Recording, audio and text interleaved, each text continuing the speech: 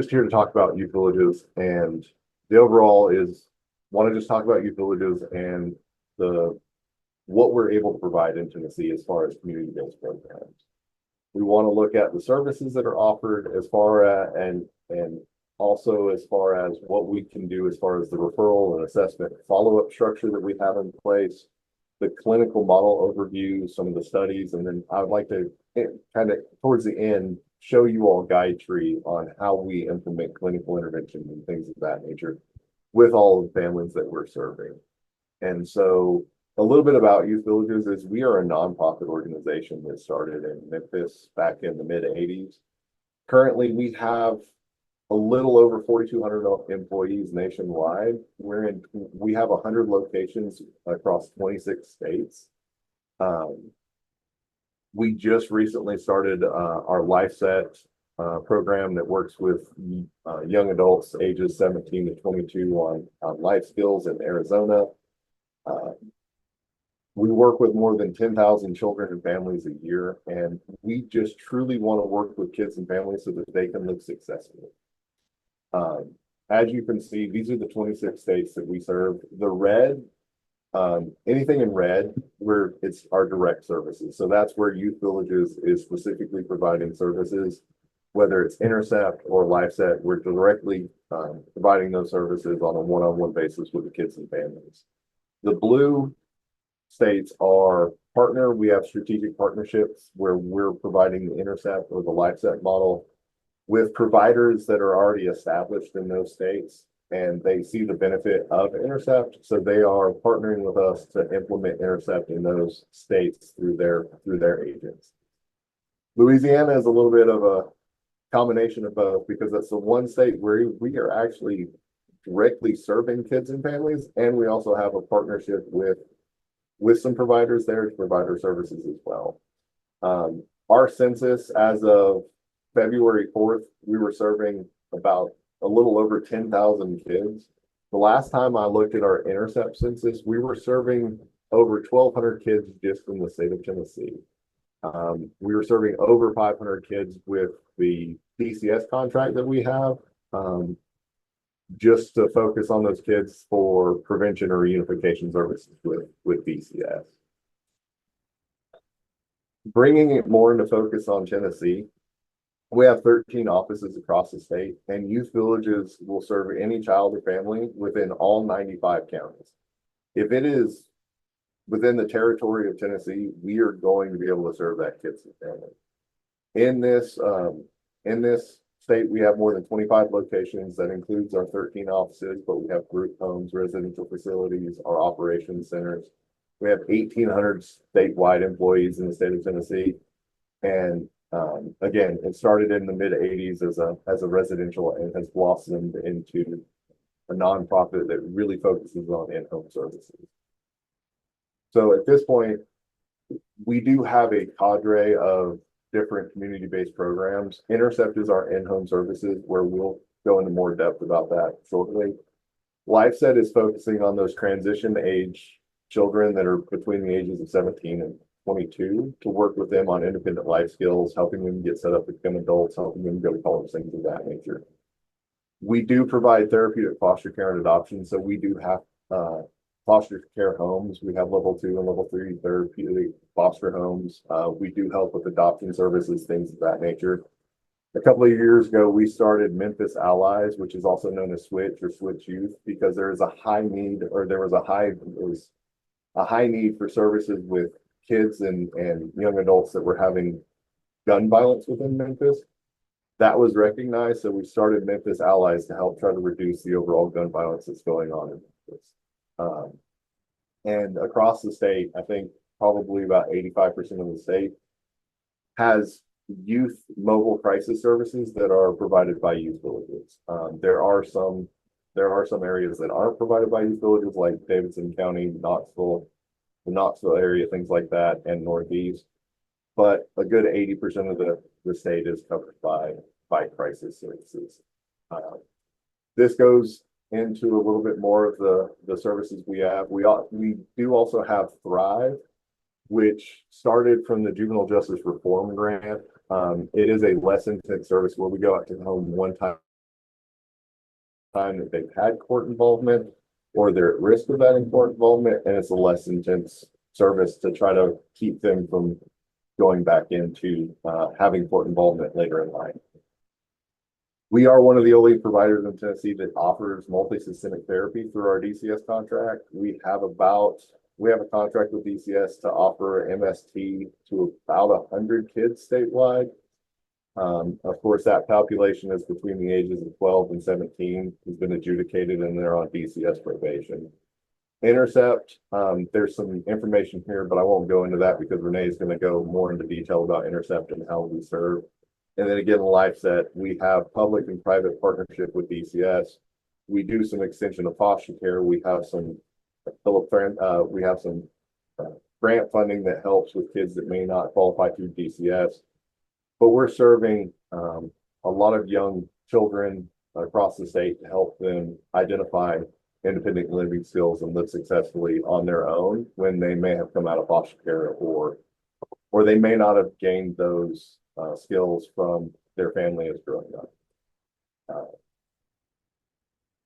Any questions about the services we provide or anything like that before we go into a more in-depth look at Intercept?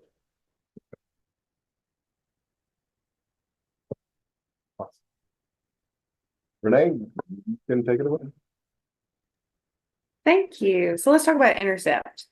I have spent all 10 years of my time at Youth Villages focused on Intercept. I spent 2 years actually serving families, and then the rest of the 8 years has been really focused on strengthening our relationships and helping families and our partners in the community access Intercept and making sure that it is what we need it to be. One of the things that we take pride in at Youth Villages is who we can serve and what that really looks like, right?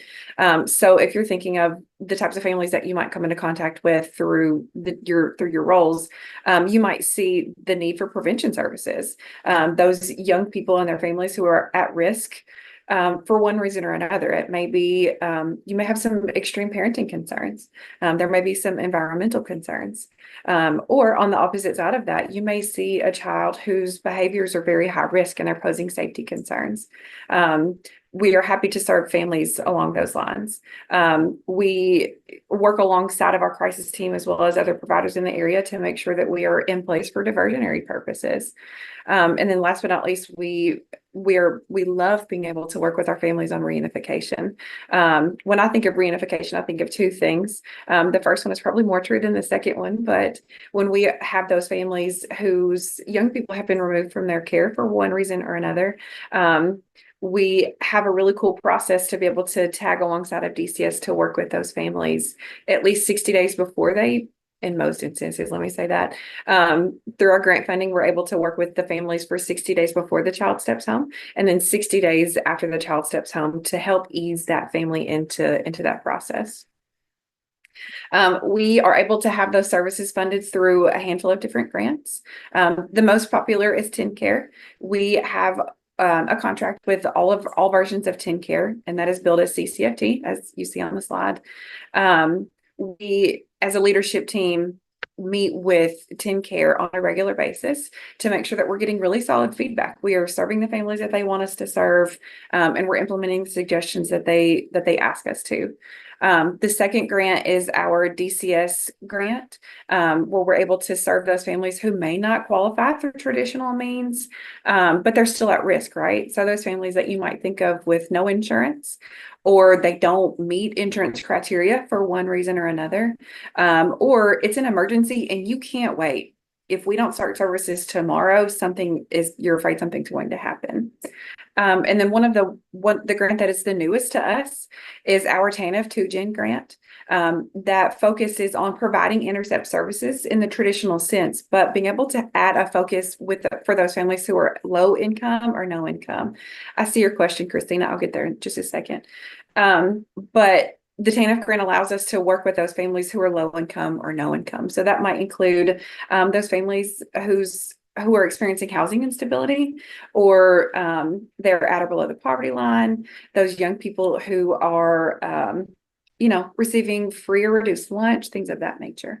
I am a visual person, so I like to give a good example if that's okay with you guys. So a couple of months ago, we met with a family who did not qualify for the traditional teen care funding for one reason or another. And as we were going through our assessment to figure out how can we serve this family, because we really can see the benefit in working with your family, right? Mom said, I work 2 jobs. And the program representative responded and said, do you like working 2 jobs? And mom laughed. She says, who does? But this is what I have to do. I want to go back to school. I want to make sure that I learn better budgeting practices to make sure that I learn how to do this long term and sustain my home long term, because it's me and the children. So all of these things go together, but I don't know how to do that because I'm focused on my kids' behaviors, and I've gotten fired from a handful of jobs because of this stuff. So it was a really cool moment to be able to see how Intercept can work with this young person to impact the behaviors, but also just navigating through all of the things that might impact a parent. I saw Christina's question. Christina's question was, what is CCFT? So CCFT is the billing code, but it's also a program. CCFT stands for Comprehensive Child and Family Treatment. That is the 10 care billing code. Youth Villages bills under CCFT for that 10 care billing, but we provide Intercept services. Intercept is just our way of saying, we're going to see the family at minimum 3 times a week, sometimes more, depending on the needs of the family. And we're going to be able to see them for 3 to 4 months, depending on what their needs are. Renee, we have another question. Yeah, go ahead. Do you have any programs that provide prevention services to non-custodial youth with delinquent charges? Yes, we absolutely do. So Thrive is what comes to mind first. Now, Eric glossed over that because, of course, our focus is Intercept today, but Thrive is, let me say that again. Thrive was born out of the idea that we needed something for those non-custodial youth. Maybe they have the initial involvement with juvenile court, and it might be minor things, but they still need some type of services, right? Their behaviors are less intensive than maybe what we might work with in Intercept. So Thrive is definitely an option in West and Middle Tennessee. And then my second thought is MST for those who are adjudicated delinquent and are on state probation. That program is designed to work with that population of youth. And then thirdly, I just have this idea that Intercept is a good fit for everybody, depending on what's going on. So if you're thinking about a youth that we might be working with in Intercept, you might say they have a ton of legal charges. They have a history of delinquent behaviors, but there's a lot of mental health struggles as well. We could definitely see where these triggers are stemming from. I think Intercept would be a good program for that young person as well. I hope that answers your question. We are working with young people 0 to 7. This slide says 17. Our hope is that we can get services started before they turn 18. Our 10 care grant allows us to provide services to them for the duration that we want to, like usually 120 days, as long as we're able to start with them before they turn 18. And last but not least for this slide, 2 things. Sorry, Eric is using his cursor. Thank you, Vanna White. We are serving over 1,200 youth on any given day. And then we provide evidence-based practices. We recognize, and this is something Eric is going to get into when he talks through Guide Tree, but we recognize that we have so many cool resources at Youth Villages that help our program experts and our specialists provide evidence-based practices to our families. Next slide, Eric. Thank you. So who do we work with? We work with non-custodial children. We work with young people in foster care to help stabilize. We work with those young people who have been adopted, but maybe they're experiencing some struggles or some behavioral concerns. We work with those cases. I gave an example a minute ago of reunification, where the parent is only in the home and they're working towards having that young person reunified. We work with those young people who are at risk of removal from the home. We like to recognize that sometimes can feel a little subjective, right? So you might talk to a family, or you might have a DCS worker who's talking to a family, and You recognize really high-risk behaviors that include residential treatment, or excuse me, suicidal behaviors, or non-suicidal self-injurious behavior, or runaway, or they have a lot of legal trouble. And you might talk to that family and the family says, no, it's manageable. It's okay. But those alarm bells are going off in your head and you're like, okay, one more incident and we're going to have to look for out-of-home placement, right? But we also recognize that there are a lot of families. We also recognize that there's a lot of families who may come to you or may come to us. I see this a lot. I know Eric has too, where a family says, listen, this kid slammed the door in my face, and they cussed me out 2 days ago. And that's not okay. If you don't remove them from my home, I'm going to remove them for you. And you might think, that's a little bit different. So we recognize that at risk of out-of-home placement or for acute care or for custody may look a little bit different, but we're happy to serve either families on either side of that coin. I did see another question. I'll pause. Yes, so what services supports for the primary caregiver, or is all the focus on the child and youth? I love this question. Thank you for whoever wrote that. Jill. Thank you, Jill, for that question. So our services, Thrive, Intercept, and MST, are really going to take that family-based approach, right? So we feel that if we're at the level of needing some type of in-home program or in-home intervention, that rises to the need of Thrive, with it being once a week, or MST and Intercept that's 3 times or more a week. We recognize that if we are not including those families or the caregivers into those sessions, then we are missing something. If we are not actively empowering those families through the interventions that we're going to cover, we just wonder how long it's going to work. So it's going to take that very family focused approach. I like to give examples. Sorry. Yeah, that's good. Thank you, Eric. Thank you for changing that. So I like to give examples just because I'm a visual person, right? So if we are talking about expectations in the home, if we're talking about expectations in the community, maybe you have a young person who has presented with a lot of legal trouble, and we just need to have a good old-fashioned conversation about this is acceptable, this is not acceptable, just to know where we stand. If we're having that conversation and not involving the key players in that person's life, like the guardian or probation officer or, things of that nature, but to your point, the family, right? If we are not involving the family into those conversations, then how is that young person going to sustain what we're telling them after we've discharged? It's really easy to have somebody pouring into you for 120 days or however long the services are. But after that, we want to make sure that we have included the family into that model as well. Another example that I like to give, if we're focusing on communication, maybe, there's a volatile relationship between the parent and the child, or maybe the child is observing some volatile relationships between other people in their life. And we need to talk about healthy communication and healthy relationships and healthy boundaries and things of that nature. We have to include the family and engage those families into those sessions. Now, there are things that we're going to want to cover that maybe feel a little bit more our kiddos, right? Our youth. So those things may include understanding your triggers, making sure that you really grasp what those emotions can look like. So recognizing that you punched walls, but that's because you're really sad and you don't know how to tell people that. You're not angry. You're just, so those may be a little bit more private, but we're still going to take a very family-centered approach on all of those things. So thank you, Jill, for that question. We've already talked about that we're going to serve. Thank you, Stephanie, for your question. I'll get back to you. We're going to serve anywhere from infants to 18-year-olds, as we just talked about. We've gotten referrals on infants before, and you might be thinking, well, how can an infant have high-risk behaviors? And you're right.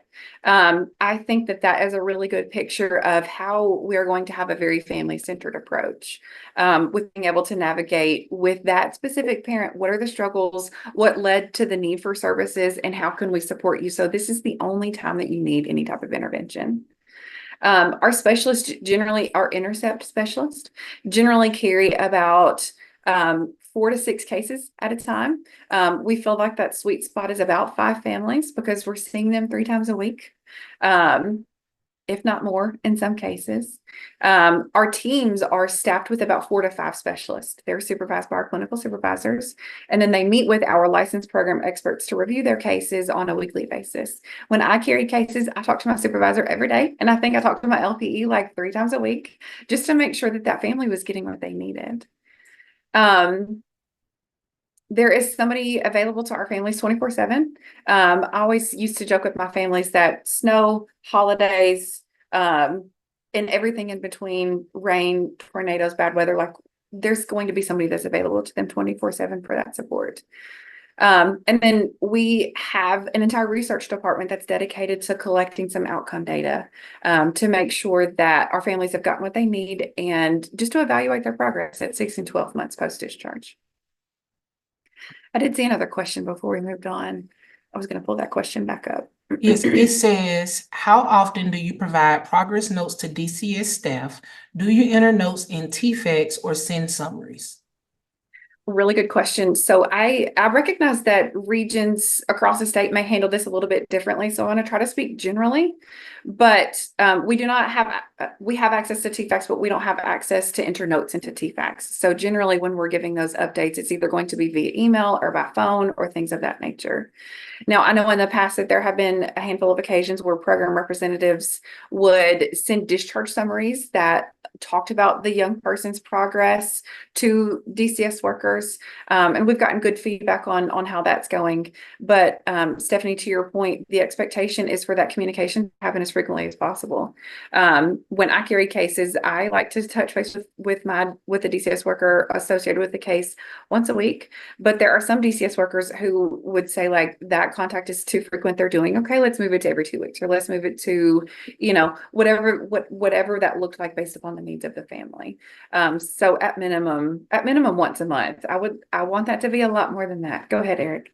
Yeah, and I would just add that several offices in several different regions have communication with DCS where, for example, the Johnson City office once a week will send out an updated census of the 86 or 87 kids that we're providing services to through the DCS grant, or through the DCS funded contract that we have.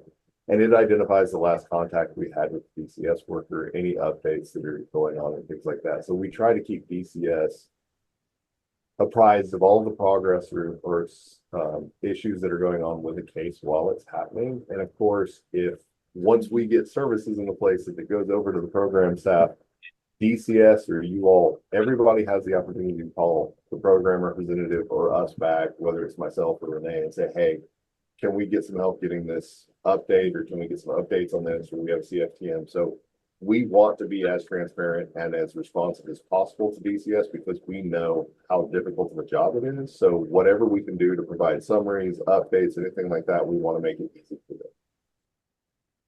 Thank you for that. Good question. So let's talk about making a referral. Oh, I think somebody came off of mute. Go ahead. Oh, okay. Let's talk about how to make a referral. So you see the ways here on the chat, but the most common, the most popular in my area is through the website, youthvillages.org/refer. Those get sent out periodically throughout the day. We usually get them, I feel like within minutes most of the time, of those being submitted through the online portal. They go to the correct program representative and they're making contact and hitting the ground running with that family as soon as we receive them. Through the referral form, you see a copy here on your screen. You can email some information. We staff a lot of cases and accept referrals over phone calls. I used to have a probation officer in one of the counties that I covered. He would shoot me a text and he would like just put some initials like RD, call me. And I knew that meant he had a referral. The kid's initials were RD, and I needed to call him to get the rest of the information. We still accept them via fax. If you want to send some smoke signals for your area, I'm sure that might work. Carrier pigeons, things like that. But I don't only want to talk about how to make a referral. I want to talk about the information that we need, right? Our team of program representatives is designed to make this role making a referral as easy as possible, because we recognize that there's so much going on, that having a young person's entire case file and having literally all the things that one might need for referral may be a little bit difficult. So our specialists are going to work hard. Our program representatives are going to work hard to make that process as smooth as possible. So the basic information that we need, that we would like to have, is a child's name. We would really love some demographic information to go along with that, but that's preferable. A parent's name, a phone number, and we're probably going to try to get an address, bare minimum, right? Now, again, I'm a visual person, so I imagine, like, you've left one visit, this family is really struggling, you're going to another visit, so you have 5 minutes to talk through this information. That's the bare bones information that we would absolutely need to hit the ground running and start that referral process. But the things that we would love, request, should I say it that way? Demographic information, like the kid's name, birthday, social if you have it, family's name, contact information, address. Address is really helpful in the event that we can't reach a family. Then we can try to do unannounced visits, or we can send letters to establish contact, things of that nature. We would love some information on what's going on with the family, what behaviors they're presenting with, what are your concerns with the family, any kind of current services that they might be involved in, things of that nature. But again, I don't want you to look at that form or look at the online referral portal and say, I have 5 minutes and I can come back to this later, so I'll just call them later. No, go ahead and call, reach out to your program representative for that area, give them the information that you do have. They can establish contact with the family in the meantime, and then you guys can schedule a time later that day or the next day to staff that case and get everything that you might need. There's a minimum of one program rep per office. I think we're up to 26, 27 program reps across the state. It seems like they multiply on a regular basis, just to be able to fill in that gap and make sure that we're connecting with families and making sure that process is as smooth as possible. One of the questions that I get on a regular basis, or that our team gets on a regular basis, is we make a referral, what happens after that? Eric created a handy dandy timeline to show what that looks like. So, Jill, what's the average wait time from referral to starting services? My ambiguous, it depends. I know is not ideal. But I think depending on the area, depending on what's going on with the family, and a handful of other factors might be impacting that. But, our goal is to contact the family within 24 hours of that referral being made, and connecting with you to get some information. Once we connect with a family, we're going to gain some pre-assessment type of information, right? Just some basic, what's going on, what are your concerns, how can I help, here's what to expect from Youth Villages, here's what this looks like, all of those other factors. After we connect with them, we're going to keep you updated throughout the entire process. But after we speak with them, we're going to connect with the referral source and, hey, they cussed us out, this didn't go well. Or, hey, they cried on the phone with me and they loved it, they were so excited about this process, here's what to expect, here's when we can start. We're going to create a plan of action, because there are sometimes we can start within 24 hours, and then there are other times where we can't start for 2 or 3 weeks. But we're going to be open and honest with the family to let them know what to expect from us, when to expect services to start, so that way we can keep you updated and we can let them know, hey, here, I've saved you a spot, we're going to look at starting this date, here is the plan for the assessment. We're going to work on continuing to collaborate with them until the clinical team can take over. I'm ready to go, Eric. Thank you. And then who are we serving in Intercept? I know we talked about the types of behaviors that we see, but just from a number standpoint, you can see the breakdown of the types of kiddos that we're serving, excuse me. Generally 47% female, 51% male, 72% Caucasian, 30% African American. And then you can see the breakdown of like age of enrollment, and then the presenting behavioral issues that are going on with the family, with the young person. Outcome data. You heard me a few minutes ago mention that we're collecting data. Our research department is collecting data to evaluate how we're doing. The most recent number that we have is that 94% of our families were satisfied with the services that we that they've received. At 12 months post-discharge, we found that 93% of our young people were living at home or independently. 1% were in foster care, less than 1% were in correctional facilities, and less than 2%, 2% were in residential treatment facilities. Our goal, just our selfish kind of goal, if I could, is to make that 100% satisfaction rate. So we're always evaluating our processes and making sure that that goes well. I'm going to hand it back over to Eric. Thank you, man.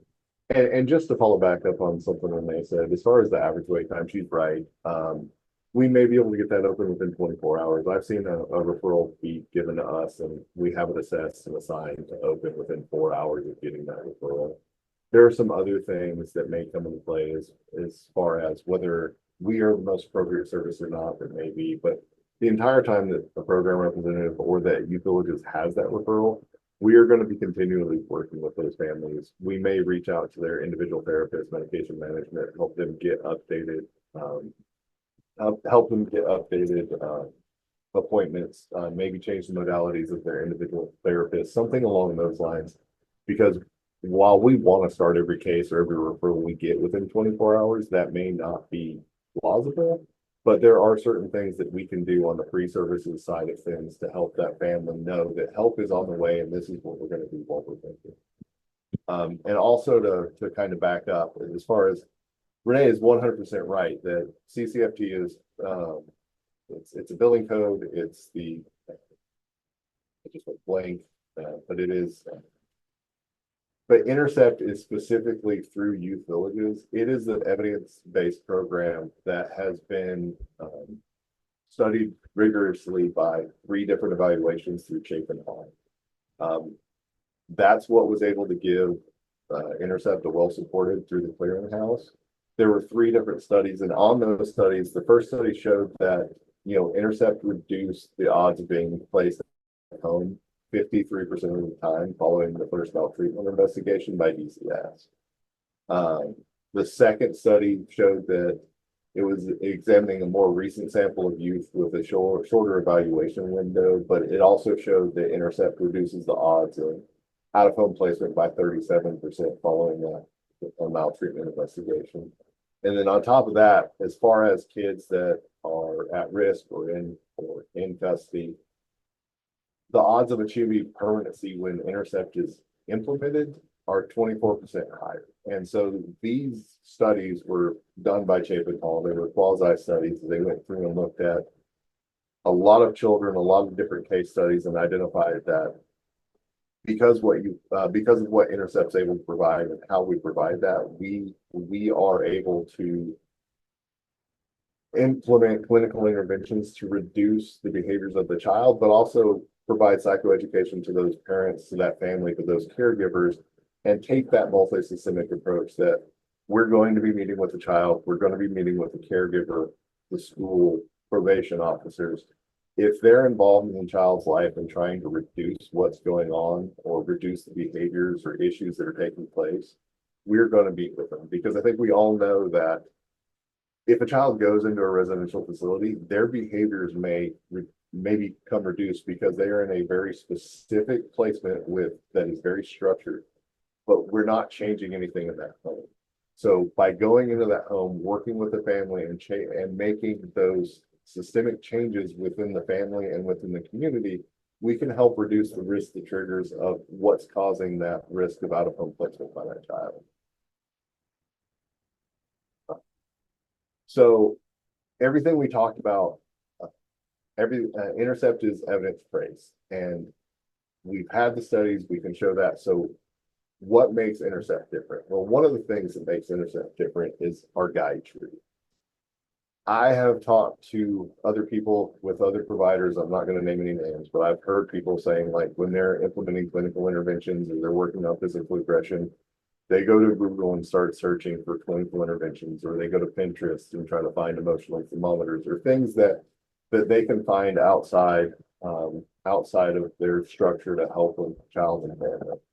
Well, guide tree is, and I hate using this term, but I'm going to use it. It's part of the secret sauce that we have with helping children and families. because it's a step-by-step process, and Gayatri is very intricate in helping our specialists identify how to help those families. It is a multitude of case conceptualization, online clinical tools, and that consultation process. Renee mentioned earlier that our specialists are meeting with licensed program experts once a week. They're having group and consultation with their supervisor, and then they're having consultations with licensed program experts as well. And is to answer your questions about exclusionary criteria, there are some. If a child's on the run, if they're not in the home, they're on the run, we can't work with them. If the child has problem sexual behaviors, there has to be a psychosexual done with recommendations, or treatment for those problem sexual behaviors have to be completed. Because we're not able to focus on problem sexual behaviors, so that's something that we can work concurrently with another provider if it's identified that outpatient services are appropriate for those problem sexual behaviors in concurrence with in-home services. If they are actively homicidal or suicidal, they need to be seen by crisis before we can admit. Trying to think, give me a second. And then Renee, what else am I missing? Eating disorders, that would have to be reviewed with a medical provider. And then, like Any, high-risk violent behaviors. any gang involvement as well. If they are currently involved in the gang and there's not any the youth is fully involved in a gang, then they're not wanting to disassociate from that gang, that would also be an exclusionary criteria as well. So Guidetree is a portal that we created for our specialists, for our supervisors, for our staff when they are providing services to families through that Intercept model, where it is updated on almost a daily basis. So there are 34 referral issues that they can pick from, over 230 interventions, 712 worksheets, over 700 external websites, and over 278 videos that will help them with those clinical interventions. And the thing about these resources that they are evidence-based. We have our licensed program experts, those with like LCSWs, or they are licensed therapists that are going through and finding the most updated and cutting edge evidence-based treatments to help families and kids in the moment. And it's always constantly being updated. And if I'm understanding the question you're asking, Stephanie, in what other instances would you refer out to other service providers? So it would depend. If we are going to do an exhaustive pre-screen of that family to identify how we can work, if for some reason there's an exclusionary criteria, or if there's some reason that we can't work with the family, or if the acuity of the behaviors is such that we don't have the ability to open, but they need services quickly, we are going to get with whomever made that referral. We are going to get with the family, and we're going to be transparent. And we have that community resource linkage, that we have those relationships with outside providers to identify other in-home service providers, or hospitalizations, or PHPs, partial hospitalizations, or day treatments, or IOPs. We don't want to refer out unless we absolutely don't think that Intercept is the most appropriate for that. But there are occasions when that happens, but our program representatives and our staff work hard to maintain and cultivate relationships with other providers throughout the state, so that if we are not the most appropriate at that time, we are going to help that family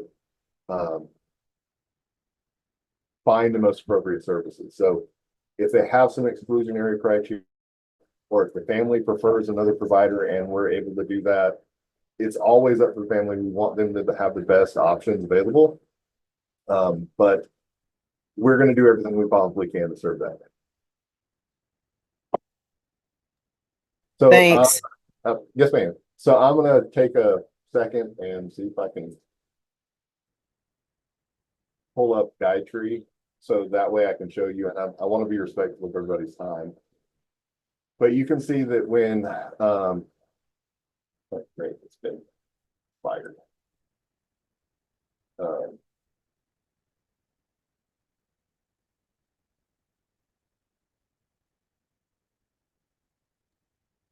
And I would just add, Eric, when Vanessa and I met with Stephanie and Brittany, they took us through this guide tree and it was pretty impressive, I must add. Well, So I'm glad you're showing it.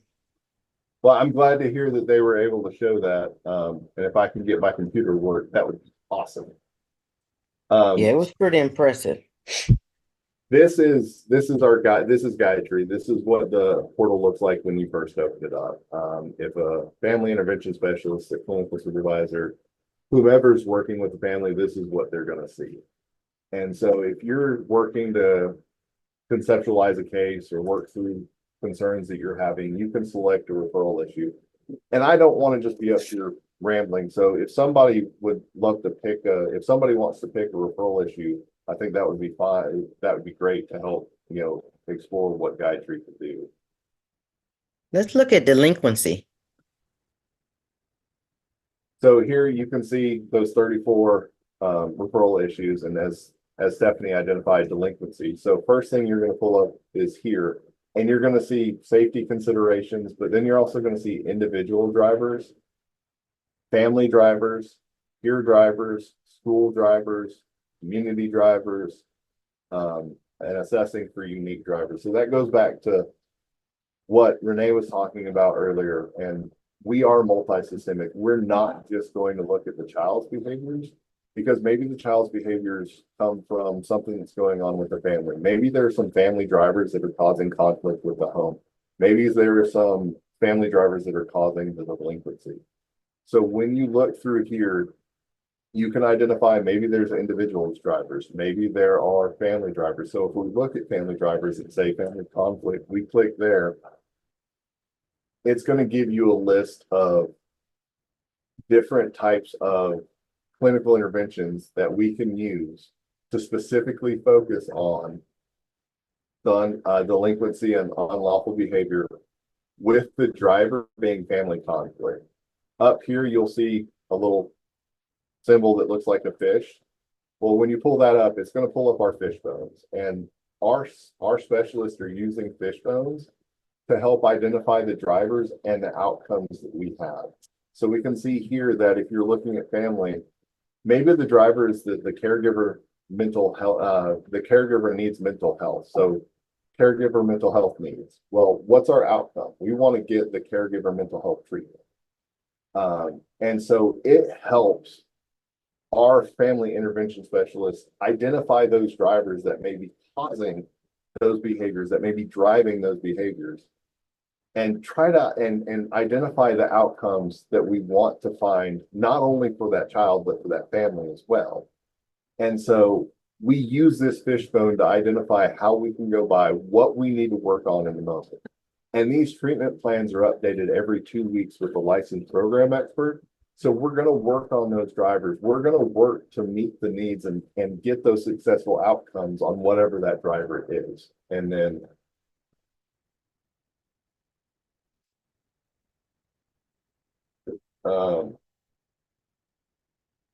once we do that, you can go here and you can look and see that the interventions that are here, you can click on communication skills for the caregiver. It's going to tell you the last time it was modified. Well, this was modified less than a month and a half ago. The last time it was modified was May 30th, 2024. It's going to give you the service settings. It can be used with crisis. It can be used with community-based foster care. It's going to lay out the objectives that we want to do, effectively creating buy-ins. It's going to give step-by-step instructions for the family intervention specialist to implement this clinical intervention. It's going to talk about education. It's going to talk about skills and barriers. It's going to go through and it's going to talk about skills practice. What can we do with the families to help them? Of course, there's always going to be a cultural responsiveness. We're going to identify how to help implement this in different cultures and different households. There are ways that we can, and then there are outside resources.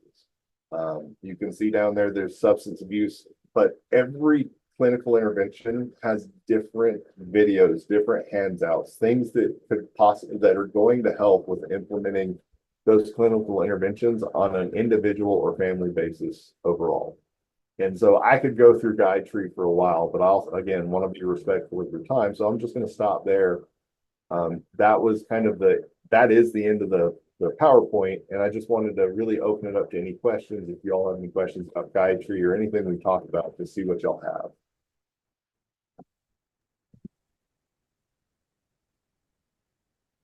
I'm searching. I was gonna ask Eric, do you all use Guide Tree through all of your programs like MST, Thrive, and all the other programs? Yes, ma'am. Guide Tree is available to all of the programs, whether it's foster care, whether it's Thrive or anything like that. When we're looking at, if you, for example, if you look at depression, and you're looking at individual drivers, say difficulty regulating emotions, and you want to implement increasing physical activity, well, what this is going to do is it's going to identify the service setting. You know, we can implement this through crisis. We can implement this through community-based, so Intercept, Thrive, LifeSet. We can implement this through our residential treatment centers or group homes, our foster care. It's also going to give you the target population. You know, we can target kids as long as we can talk about. We can work with kids from the ages of 6 to 18 on this, parents, caregivers, things like that. And so, yes, it's used through everything. It gives references, it gives web links. And so, hopefully that answered your question. I got the rambling a little bit. Eric, I see one more question, I believe. Well, it's a two-part question. Who are our contacts for each region? And can you talk more about the initial assessment and how it triggers these needs through Guide Tree? I can talk to Absolutely. those, Eric. Yeah, so I'll let Renee take the one about the assessments. What I will just say is after this assessment, I will send Crystal a program representative map for Youth Villages, and it lays out each office, each region who you can contact. Go ahead, Renee. Yeah, so our initial assessment with regards to Intercept really focuses on like taking a deep dive with the family on a handful of things. So it feels like a psychosocial. It feels like a psychosocial, but it's a little bit more in depth, and we have modified it for the purposes of trying to get some type of funding approval. But throughout that conversation, we're taking, like I said, a really deep dive with the family to navigate through all that they've gone through. So that includes, hey, tell me about all of the things that have happened with your child from the past 30 to 60 days. For a lot of our families, they will try to tell us what happened regarding behavior throughout the lifetime, and that is helpful. But our focus is try to maintain that idea between 30 and 60 days, right? So we're navigating through that, and we're able to look at that on when did this happen? What setting did that happen in? Who was around? How long did it last? How intense was it? Just to be able to navigate through all of the in-depth things of that. So all of those things are documented in our assessment. When the case gets assigned, the specialist has that assessment, and they will navigate through, okay, here's what all that they have talked about. They can pull up the assessment, and they can pull up Guide Tree throughout their conversations with the families or their LPEs to be able to have those triggers to how they can use Guide Tree to effectively tackle those conversations. I would think that it would be really helpful for the family for the specialist to sit down with the family and say, hey, you talked through all of these behaviors with Renee whenever you did the assessment. Let's talk about the ones that are the most concerning for you, and let's tackle those first. Here's what I'm seeing. Here's what our assessments are showing us. So my suggestion is to start with communication. My suggestion is to start with feelings identification or whatever the case might be. And just to add on to what Renee is saying, she's 100% accurate. What the program representatives do is we do a pre-placement assessment. So we're trying to make sure that we're gathering as much information as quickly as possible so that we can get services open as quickly as we can. Now, we want the FIS to take that pre-placement assessment and they use that as a basis to complete their psychosocial. So our pre-placement assessment is only one tool in order to get services into place, but we're going to continually be assessing that family while providing them services. Because once we open that case through Intercept, that FIS is going to sit down and complete a psychosocial with the family over the next 3 weeks to further ferret out behaviors, issues, triggers, concerns, things of that nature. And so we are always going to be continually assessing the family's need throughout services, and then that's going to help them use Guidetree. As far as I'm seeing some questions in the comments, as far as I will provide you with all the electronic stuff y'all want. I pulled this up just to show. We really do try to make the referral as simple as possible. It is a 1-page. And if you don't have all of the information, that is fine. Send what you got. We will track it down. We are bloodhounds. We are fine with that. And secondly, to answer your question about barriers with DCS and frontline, there can be some confusion because Intercept is Intercept, whether it's funded by DCS, whether it's funded by TennCare, whether it's funded by our 2-generational grant. It is the same service no matter what. Within DCS, though, they typically refer to Intercept as pilot because we piloted it 15 years ago, and the name, we can't get rid of the name. I'm just going to be honest with you. And so one of the barriers that we see is people will go, well, I would love to get pilot services in place, but they only qualify for Intercept, or we would love to get Intercept in place, but we can't get pilot. And so there's a disconnect between the fact that when we're talking about pilot or insurance or 2-general, all we're talking about is how it's being funded. Currently, we have 500 and some odd slots available to us through a DCS contract. And it's just really the psychoeducation of how to make a referral. We will help them. We have really good relationships with the federal programs. Tony Neese's team, Amber Reeves, Decasia Clayton, Misty Neely.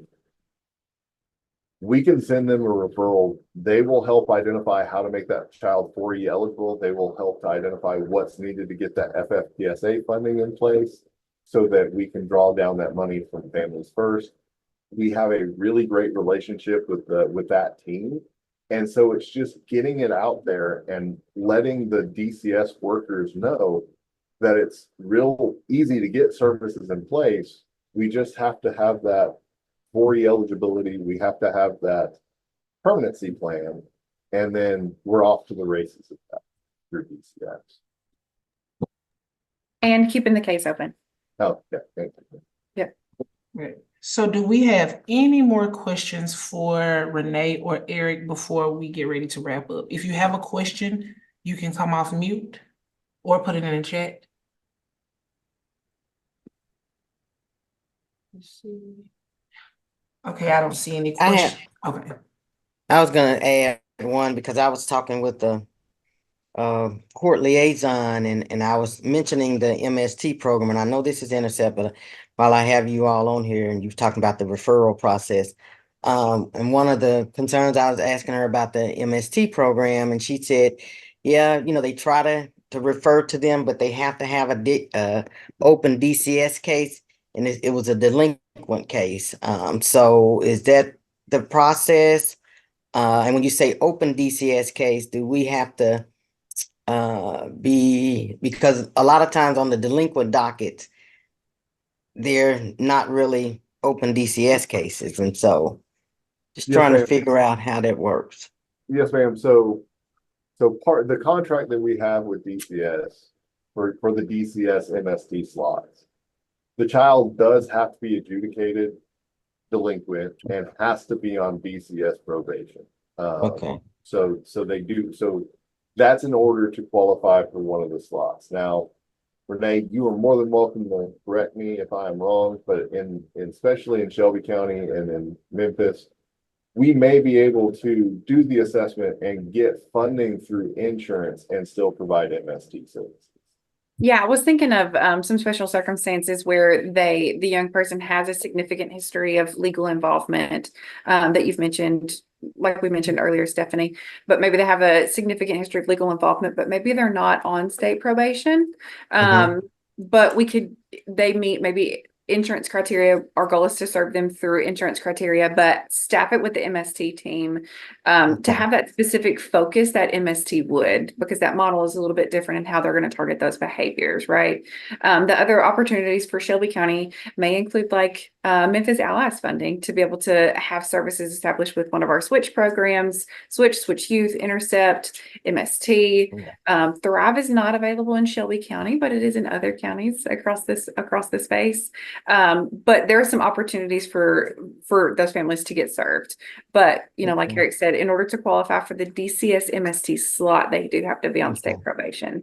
But there is some wiggle room. I say that to say this: if you have a family or a young person in mind, send it in. Our program reps are going to connect with the family, and we're going to figure out how we can get services in place for them the quickest and navigate through how we could get that approved and all of those factors as well. So when in doubt, send it out. I'm going to try. Thank you. Thank you so very much for that. Anytime.